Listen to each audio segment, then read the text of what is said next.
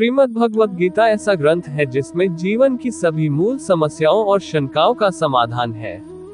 इस महान ग्रंथ गीता में जीवन की वास्तविकता और मनुष्य धर्म से जुड़े उपदेश दिए गए हैं। आप जीवन में किसी भी अवस्था से घिरे हुए हो, आपको किसी समस्या का समाधान चाहिए तो आप गीता में उसे ढूंढ सकते हैं।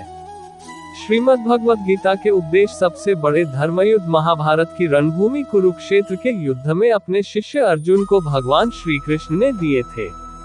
हम इन उपदेशों के प्रमुख बातों को गीता सार कहते हैं।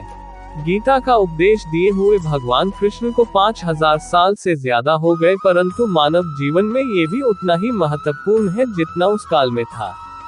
ये श्रीमद् भगवद गीता का उपदेश युद्ध भूमि में खड़े अर्जुन के लिए नहीं था, बल्कि यह संपूर्ण मानव जाति के कल्याण के लिए था। और यह उपदेश मनुष्य को अपने जीवन काल किस तरह का व्यवहार या आचरण घर या समाज में करना चाहिए, गीता में हमें मिल जाता है।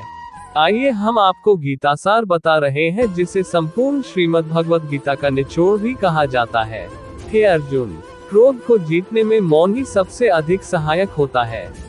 जो मेरी शरण में आता है उसका कभी विनाश नहीं होता।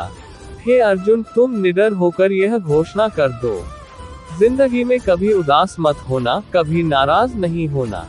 यह जिंदगी एक संघर्ष सी चलती रहेगी, बस तुम अपना जीने का अंदाज न खोना। जो इंसान आपके बुरे समय में आपका भागीदार है, अपने अच्छे समय का सच्चा भागीदार वही है। हम अपने आप को भगवान के समक्ष अर्पित कर दे, यही सबसे उत्तम सहारा है और भय, चिंता और शोक से मुक्ति पाने का एक सर्वश्रेष्ठ मार्ग भी है।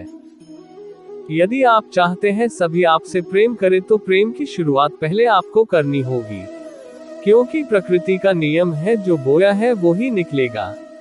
सदैव संदेह करने वाले व्यक्ति के लिए प्रसन्नता ना इस लोक में है ना ही कहीं और। मनुष्य अपने विश्वास से निर्मित होता है, जैसा वो विश्वास करता है वैसा वो बन जाता है। मन की गतिविधियों, होश, श्वास और भावनाओं के माध्यम से भगवान की शक्ति सदा तुम्हारे साथ है और लगातार तुम्हें बस एक साधन की तरह प्रयोग करके सभी कार्य कर रही है। उससे मत डरो जो वास्तविक नहीं है, ना कभी था ना कभी होगा। जो वास्तविक है वो हमेशा था और उसे कभी नष्ट नहीं किया जा सकता। व्यक्ति जो चाहे बन सकता है यदि वह विश्वास के साथ इच्छित वस्तु पर लगातार चिंतन करे। हर व्यक्ति का विश्वास उसकी प्रकृति के अनुसार होता है। मैं उन्हें ज्ञान देता हूँ जो सदा मुझसे जुड़े रहते हैं और जो मुझसे प्रेम करते हैं। प्रबोध व्यक्ति सिवाय ईश्वर के किसी और पर निर्भर नहीं करता। मैं धरती की मधुर सुगंध हूँ, मैं अग्नि की ऊष्मा हूँ, सभी जीवित प्राणियों का जीवन और सन्यासियों का आत्मसंयम हूँ।